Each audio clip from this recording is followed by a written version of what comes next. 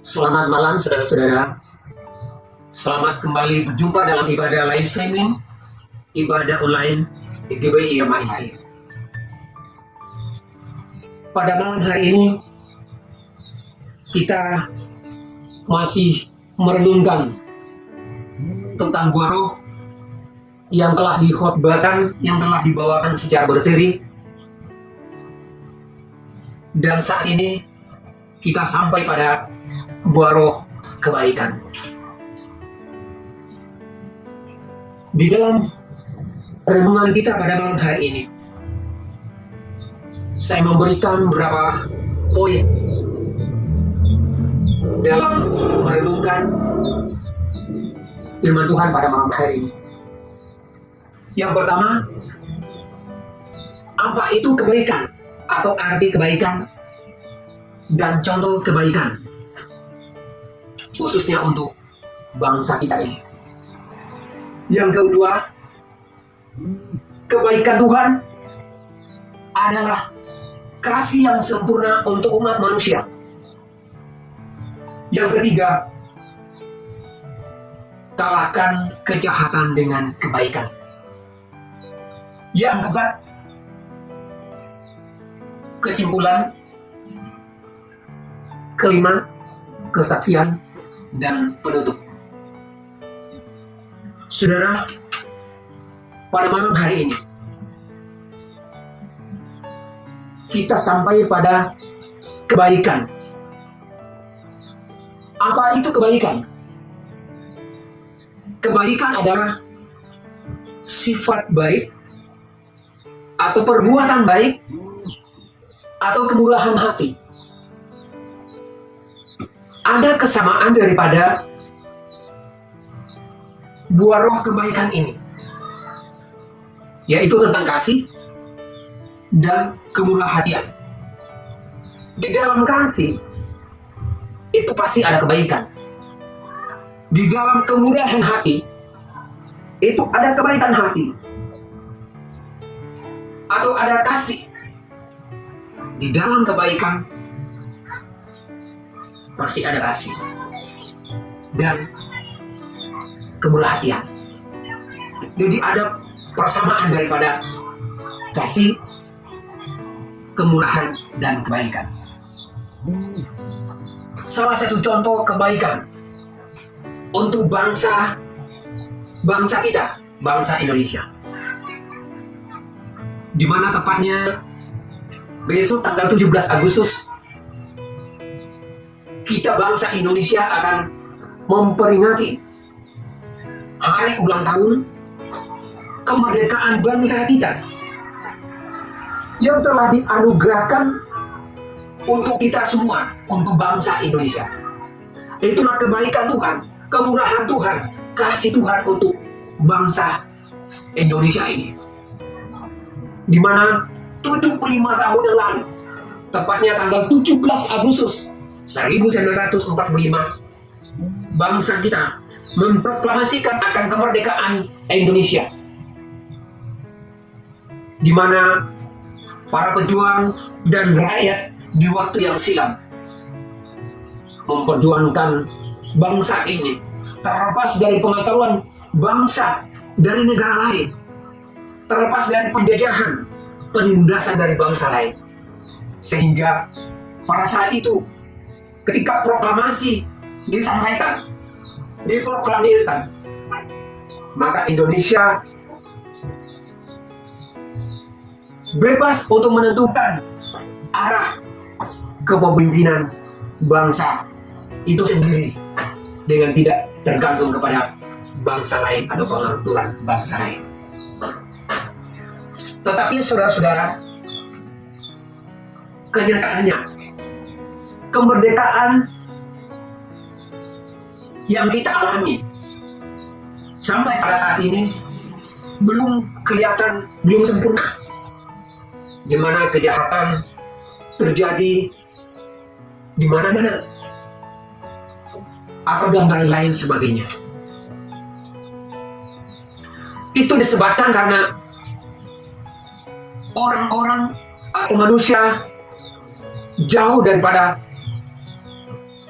kemerosotan moral atau tidak takut dengan Tuhan, melakukan yang tidak berkenan di hadapan Tuhan. Kita melihat firman Tuhan dalam Galatia 5 ayat 1, yaitu kemerdekaan Kristus, yang berbunyi, supaya kita sungguh-sungguh merdeka. Kristus telah memerdekakan kita, karena itu berdirilah teguh dan jangan mau lagi dikenakan perhambaan. Saudara-saudara, kelahiran, kedatangan Yesus Kristus ke dalam bumi itu adalah tanda perdamaian untuk kita dengan Allah, yang melepaskan kita dari keperhambaan dosa,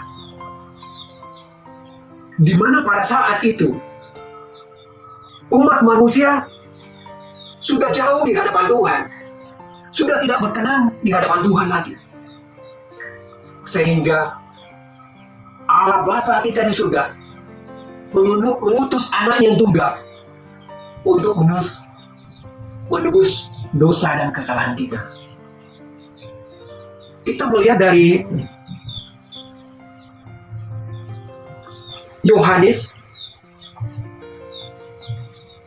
3 ayat 16.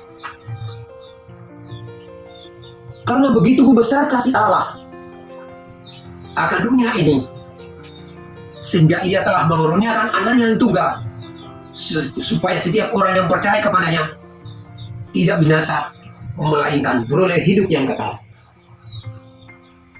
Inilah poin yang kedua. Kebaikan Tuhan adalah kasih yang sempurna untuk umat manusia, atau kasih agape, kasih daripada Tuhan untuk seluruh umat manusia di tengah-tengah bumi ini, sehingga ia mengutus anaknya yang tunggal untuk menyelamatkan umat manusia, untuk memperdamaikan dengan umat manusia dengan Allah yang sudah tidak berkenan di hadapan Tuhan lagi. Inilah bukti kasih Tuhan untuk manusia, kemurah hatian untuk kita, kebaikan Tuhan untuk kita semua umat manusia. Poin yang ketiga, kalahkan kejahatan dengan kebaikan. Kita lihat firman Tuhan di Roma 12 ayat yang ke-17. Jangan membalas kejahatan dengan kejahatan. Lakukanlah apa yang baik bagi semua orang. Jangan membalas kejahatan dengan kejahatan. Tapi pada kenyataannya, justru kadang-kadang kejahatan yang dilakukan orang akan dibalas lebih jahat lagi.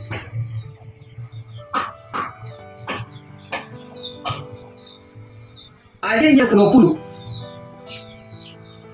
Tetapi jika seterumu lapar, berilah dia minum.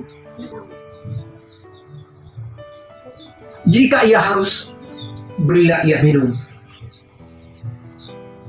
Dengan berbuat demikian, kamu melumpuhkan bara api di atas kepalanya. Inilah yang dikatakan kalahkan kejahatan dengan kebaikan. Tetapi tidak mudah, saudara, untuk mempraktekkan dalam kehidupan kita. Kejahatan dibalas dengan kebaikan. Atau peribahasanya, air tuba, air racun dibalas dengan air susu, atau dibalas dengan kebaikan. Tetapi itulah firman Tuhan bahwa mengajarkan kita, menyampaikan kita untuk melakukan akan dua roh, akan kebaikan ini. kejahatan dibalas dengan kebaikan. Untuk melakukan kebaikan memang tidak mudah, saudara-saudara. Kita harus menanggalkan kedagingan kita, permusuhan yang terjadi dalam keluarga kita, sekitar kita. Itu tidak mudah untuk membalas kebaikan. Firman Tuhan mengatakan, bila seterumu, musuhmu lapar, beri dia minum, beri dia makan. Kita lanjut pembacaan kita, Roma 12 ayat yang ke-21. Janganlah kamu kalah terhadap kejahatan, tetapi kalahkanlah kejahatan dengan kebaikan. Dalam kehidupan kita tentunya kita pernah mengalami hal seperti ini. Ya. Memang tingkat kejahatan itu berbeda-beda. Tapi Tuhan tidak memberikan perincian soal kejahatan kecil, menengah, dan besar. Firman Tuhan mengatakan kejahatan tidak memberikan suatu penjelasan yang besar atau kecil. Tetapi yang namanya kejahatan itu harus dihadapi dengan kebaikan. Nanti kita akan melihat bagaimana Yusuf mengalami kejahatan demi kejahatan atau penindasan-penindasan dalam kehidupan Yusuf. Tetapi karena Yusuf yang diperlakukannya jahat, ditindas, ia sabar. Ia tidak membalas.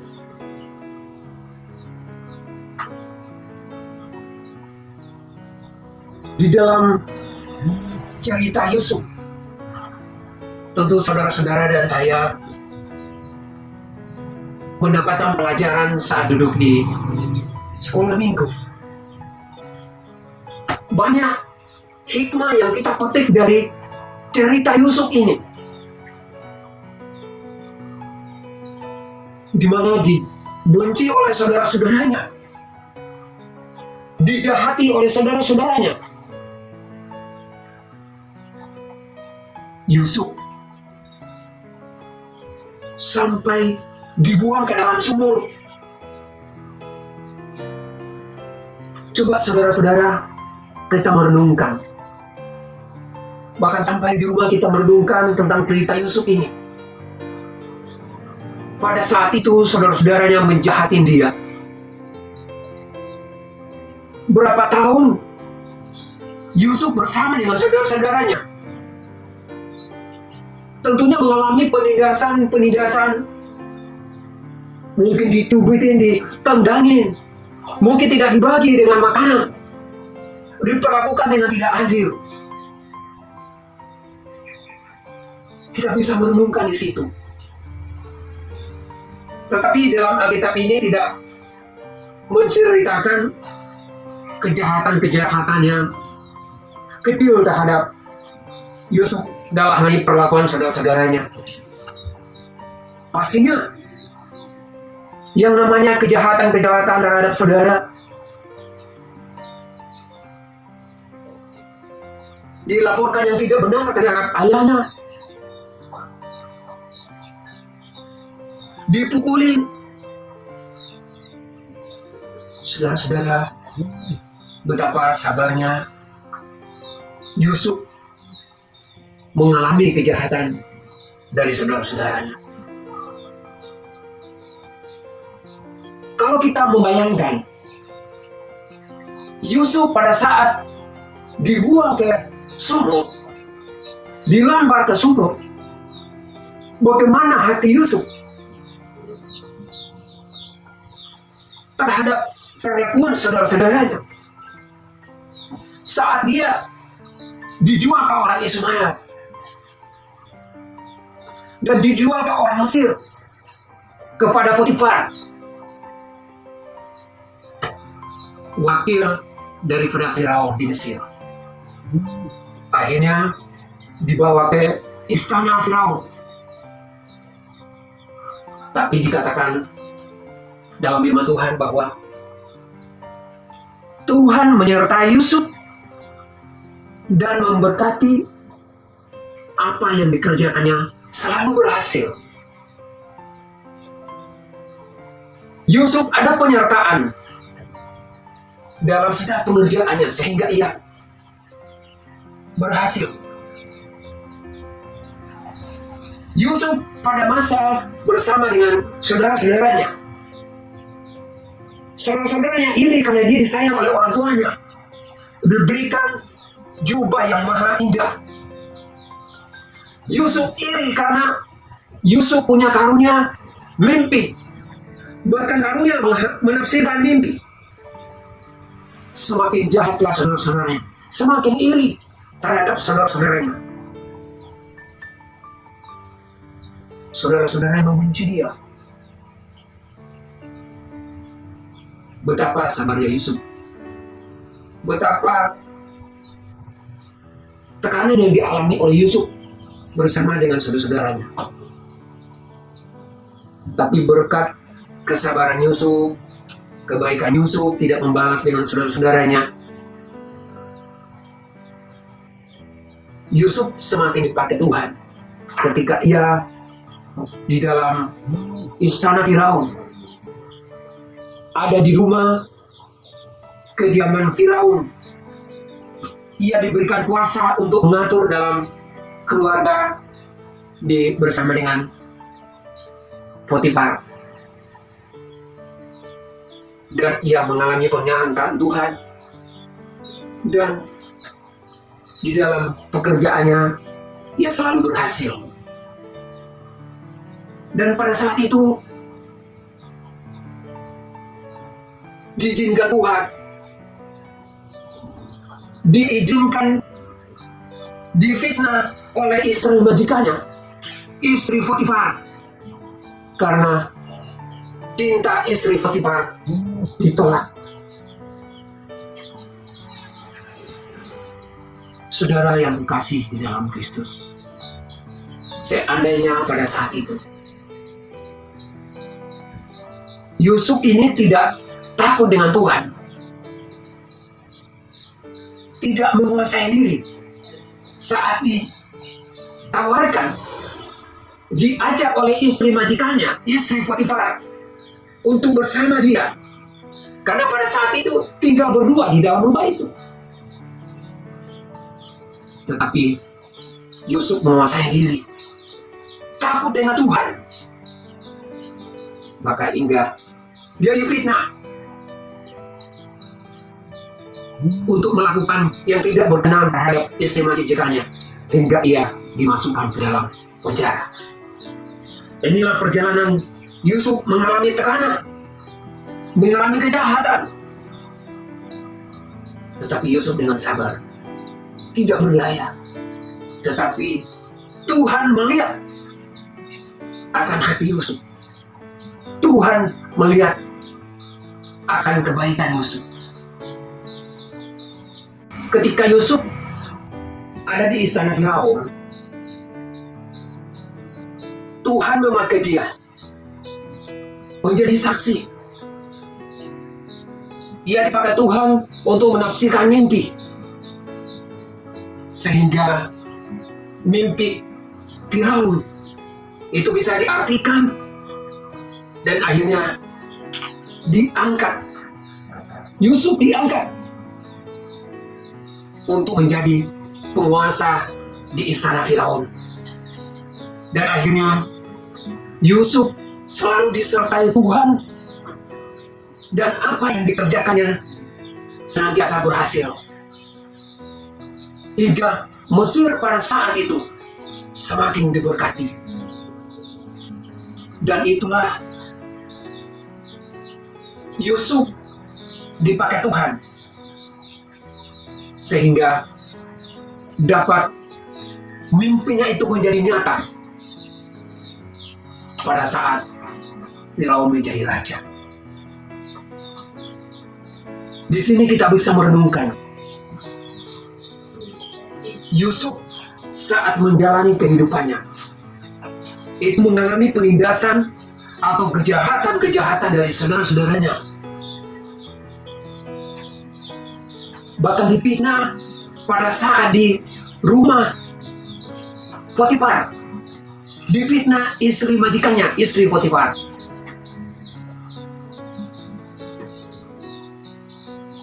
Tetapi Tuhan memberikan penyataan. Saat sampai di penjara, ia bisa mengartikan mimpi juga. Hingga akhirnya dipakai Tuhan untuk menanamkan mimpi Raja Firaun. Kita bisa melihat apa yang disampaikan Yusuf kepada saudara-saudaranya. Kejadian 50 ayat yang ke-20.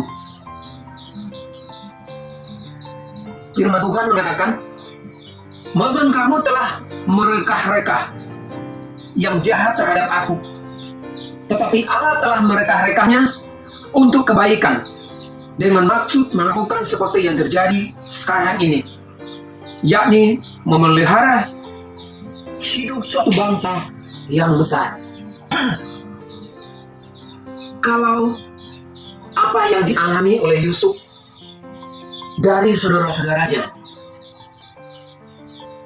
dikatakan Yusuf bahwa memang kalian, memang saudara-saudaraku, mereka rekahkan yang jahat, memperlakukan yang jahat, menindas adiknya Yusuf.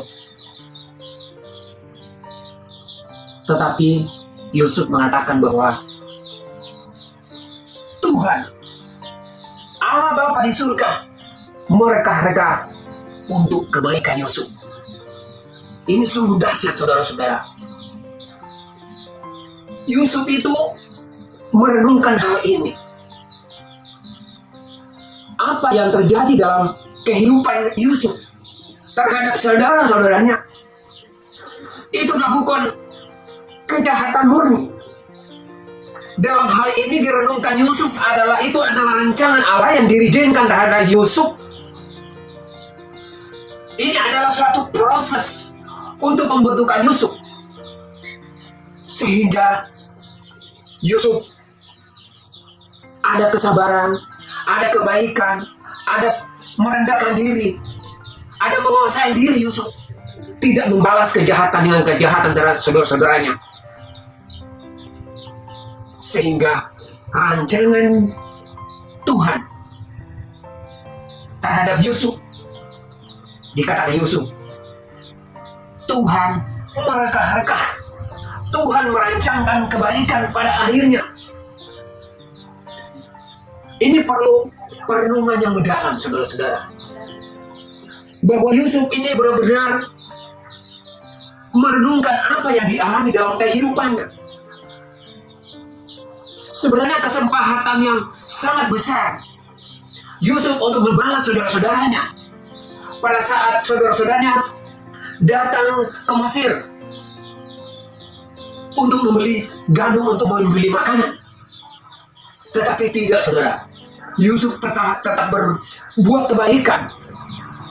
Bahkan pada saat membeli gandum atau membeli makanan saudara-saudaranya, itu mengembalikan uang pembeliannya ke dalam tempat gandum itu, tempat makanan itu. Itu adalah kebaikan Tuhan. Karena Yusuf dipakai Tuhan, diberikan kuasa pada saat itu oleh Raja Firaun. Apa yang kamu lakukan, apa yang kamu pandang baik, sehingga Yusuf memberkati saudara-saudaranya dan keluarganya. Dan disitulah keturunan Yakub mulai ada di Mesir pada saat itu. Dipanggillah Firaun untuk masuk, dipanggil ke Mesir, bahkan diberikan suatu tempat untuk keluarga Yusuf, keluarga Yakub di sana. Sehingga tahun demi tahun keluarga Yakub, keluarga Yusuf ini semakin diberkati dan semakin diberkati. Bahkan akhirnya lebih banyak daripada orang-orang Mesir pada saat itu. Saudara-saudara, betapa indahnya akhirnya Yusuf mengalami kebaikan Tuhan di dalam kehidupannya. Inilah suatu pelajaran yang sangat berharga dalam menjalani kehidupan kita. Memang ada hal-hal yang berat atau masalah, bahkan kejahatan mungkin diperhadapkan dengan kita, dari saudara kita, dari keluarga kita, dari orang-orang luar, tanpa kita menyadari. Seperti kata Yusuf, tetapi Tuhan mereka yang baik merancangkan yang baik. Kalau itu terjadi dalam kehidupan kita, ingatlah hal ini. Tuhan mengizinkan itu. Tuhan sedang membentuk kita untuk memperoleh kebaikan, untuk mengalami terobosan dalam kehidupan kita. Terima kasih kalau pada malam hari ini kembali Tuhan memberikan saya kesempatan untuk menyampaikan firman ini. Memang banyak kekurangan saudara-saudara dalam penyampaian firman Tuhan ini, dalam penguasaan materi saya ini. Tetapi ambillah yang baik. Banyak keterbatasan saya.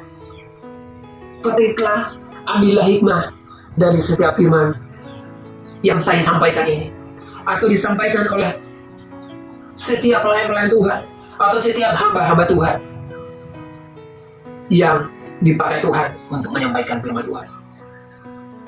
Dan sebagai akhir daripada khotbah saya akan memberikan kesaksian dalam keluarga saya, khususnya adik saya Rati. Kira-kira 4 bulan yang lalu atau 5 bulan yang lalu, adik saya Rati melahirkan dengan normal, tetapi pada akhirnya saat melahirkan itu tidak bisa membuang air kecil atau tidak bisa kencing, dan akhirnya harus memakai dengan alat, katanya namanya kateter. Dan menurut kakaknya, saudara Rati, yang pernah memakai juga alat ini, ketika melahirkan dia pakai sehari, katanya itu sangat kesakitan, itu tidak kuat. Tapi kalau saudara saya Rati itu memakai hampir 1 bulan, saudara-saudara. Tetapi oleh karena kebaikan Tuhan, oleh karena kasih Tuhan, oleh karena kemurahan Tuhan, saudara adik saya Rati melalui ini. Jadi ceritanya agak panjang, saudara-saudara, tapi saya singkat. Sebenarnya ada videonya, tapi saya singkat dengan waktu yang ada pada saya ini. Kira-kira sekitar 2 minggu setelah adik saya memakai alat pembuangan air kencing ini, baru saya tahu pada saat itu. Dan akhirnya saya menyarankan, Dek, kamu berdoa, kamu pakai minyak urapan, olesin tubuhmu, dan minumlah minyak urapan itu sambil berdoa. Kata adik saya nggak punya minyak urapan. Ya karena memang pada saat itu memang sudah masa virus corona, jadi orang tidak mudah untuk keluar, orang tidak punya minyak urapan, bahkan tidak bisa untuk menemui gembalanya. Hanya pada saat itu saya menyarankan, Dek, kamu siapin minyak, kita berdoa agar kamu bisa memakai minyak urapan itu, kamu bisa minum, kamu bisa olesin tubuh kamu. Dan akhirnya pada saat itu saya dengan orang tua saya, mama saya, bertiga video call. Adik saya dan mama saya itu ada di ujung Padang, saya ada di Jakarta. Kami bertiga berdoa lewat video call. Intinya Tuhan, pakailah wadah ini, pakailah minyak ini ya Tuhan, urapilah minyak ini ya Tuhan. Engkau bebaskanlah, Engkau nyatakan kuasa-Mu untuk saudara kami Rati ya Tuhan, yang pada saat ini tidak bisa membuang air kencing ya Tuhan, yang sedang memakai alat ya Tuhan untuk membuang air kencing ya Tuhan. Dan akhirnya saat itu sambil kami berdoa, saudara kami Rati minum minyak urapan, mengolesi tubuhnya. Dan akhirnya saya menyarankan setiap kamu memakai, berdoalah, minumlah minyak itu. Dan akhirnya waktu berjalan ke waktu-waktu, akhirnya sekitar hampir 1 bulan, saudara-saudara. Dalam hal ini kira-kira 1 minggu lebih setelah memakai minyak urapan, saudara saya Rati, saya melihat di WA-nya, dia katakan, aku bebas, aku lepas. Dan akhirnya saya membalas, saya menelpon, kenapa dia bilang bebas? Ya, kira-kira 3 hari, 2 hari yang lalu, saya tidak memakai alat, saya membuang air kencing yang bebas. Oh puji Tuhan, saudara-saudara. Memang tidak mudah, memang pada saat itu tidak langsung, saudara-saudara. Adik saya lepas dari alat buang air kecil itu. Ada proses Tuhan. Tapi intinya, saudara-saudara, pada saat itu saya teringat menyampaikan kepada saudara saya Rati, pandanglah Tuhan, ingatlah kuasa Tuhan yang sanggup melebihi daripada kekuatan manusia. Dan akhirnya saudara-saudara, adik saya Rati itu memakai alat itu hampir sebulan, 27 hari. Luar biasa, saudara-saudara, kebaikan Tuhan yang dialami saudara kami Rati. Dan tidak selesai pada saat itu Tuhan. Setelah selesai lepas dari alat dari rumah sakit itu, berapa hari kemudian, karena berencana untuk ke kampung halaman dari kota Ujung Pandang ke kampung halaman, dia harus memakai surat keterangan sehat atau harus COVID-19. Akhirnya pada saat itu dinyatakan positif COVID-19. Akhirnya orang tua, yaitu mama dan papa saya, meninggalkan adik saya sendiri di rumah, karantina sendiri di rumah. Adik saya karantina sendiri, tiap minggu kontrol, dan karantina ketika 2 minggu. Pada saat itu dinyatakan bebas dalam hari ini. Negatif sudah sembuh total. Itulah kebaikan Tuhan, itulah kasih Tuhan, kemurahan Tuhan untuk saudara saya Rati. Jadi pesan saudara, pesan saya untuk kita semua saudara-saudara, jika Anda mengalami masalah atau sakit penyakit, pandanglah Tuhan. Tuhan akan menyatakan kuasanya dengan cara ajaib, dengan kuasanya yang tidak terbatas. Terima kasih. Inilah kesaksian saya di dalam jadi berkat untuk kita semua. Di dalam nama Tuhan Yesus, Tuhan memberkati semua. Selamat malam dan sampai jumpa kembali.